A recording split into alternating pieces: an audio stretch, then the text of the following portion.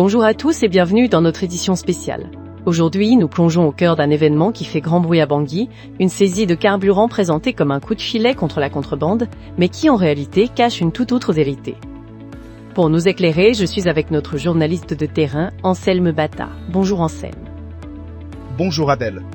C'est une histoire complexe, Adèle, qui mérite d'être décortiquée. Récemment, les forces de défense et de sécurité ont conduit une grande opération sur le site de la Société centrafricaine de stockage des produits pétroliers, la SOCAS, à Bangui. Cette intervention a conduit à la confiscation de 105 000 litres de gazole et d'une importante quantité de super. Officiellement, les autorités clament que ce sont des produits importés illégalement pour alimenter le marché noir national. La taille de cette opération a même poussé le Premier ministre, Félix Moloua, à se rendre personnellement sur les lieux, accompagné d'une impressionnante délégation ministérielle. On y retrouvait notamment le ministre d'État à la Justice, Arnaud Djoubey Abazen, ainsi que le ministre de la Défense, de la Sécurité et de l'Énergie. L'objectif officiel du gouvernement, Adèle, est de couper l'herbe sous le pied des trafiquants qui volent les recettes de l'État. Anselme, 160 000 litres, c'est une quantité absolument colossale. Et tout ce déploiement ministériel, ça sent le coup de communication à plein nez, non? Est-ce que ce n'est pas un peu trop beau pour être vrai? C'est exactement la question à se poser, Adèle. Lors de son inspection, le chef du gouvernement a annoncé que ces hydrocarbures ne seraient pas remis sur le marché commercial classique, mais directement attribués pour l'usage des forces de sécurité. Félix Moloua a même déclaré au micro de Radio Centrafrique que toutes ces quantités seront orientées au ministère de la Défense et au ministère de la Sécurité pour que ce soit utile pour nos forces de défense. Le ministre d'État à la Justice a également reçu des instructions pour que des procédures soient engagées afin de casser toute la toile de ce réseau. Alors, Anselme, c'est une opération de nettoyage ou une opération de communication? Parce qu'attribuer le carburant aux forces armées, ça permet de contourner beaucoup de choses et ça semble un peu trop parfait comme solution. C'est bien là le problème, Adèle. Derrière cette comédie gouvernementale à la SOCAS se cache en réalité une bataille financière acharnée entre le clan du dictateur et les distributeurs agréés.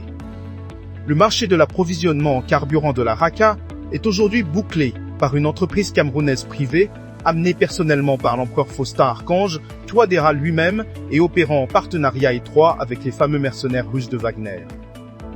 Ces produits pétroliers, officiellement confisqués, appartiennent en réalité à des marketeurs centrafricains qui avaient toutes les autorisations d'importation. Ayant réussi à déjouer le contrôle serré imposé par Bangui pour faire venir du carburant de manière indépendante, ces derniers ont été visés directement par la firme camerounaise rivale.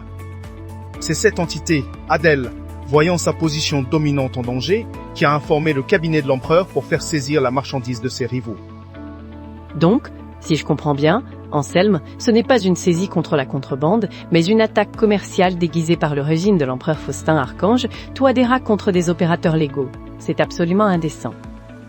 C'est exactement ça, Adèle.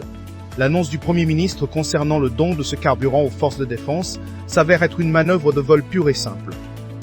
Dans ce climat de corruption généralisée, ces 160 000 litres ne bénéficieront pas à la population, mais seront écoulés au marché noir pour remplir les poches de Wagner et des barons du pouvoir. Cela prouve que les entrepôts de l'État sont devenus des instruments de pillage commercial. C'est donc un scandale d'État, Anselme, une appropriation pure et simple des biens d'opérateurs légaux pour enrichir le clan de l'empereur et ses mercenaires. Merci Anselme pour ces éclaircissements qui jettent une lumière crue sur les coulisses du pouvoir à Bangui. C'était le regard affûté de Sylvie Zarami pour Corbeau News Centrafrique. Et pour contacter Corbeau News Centrafrique, nos numéros WhatsApp et téléphone sont le +136 75 5 72 18 210 ou le 64 26 44 26 64 26. Merci de nous avoir écoutés. Adèle, et à très bientôt. Merci Anselme. Excellente journée à tous et restez branchés.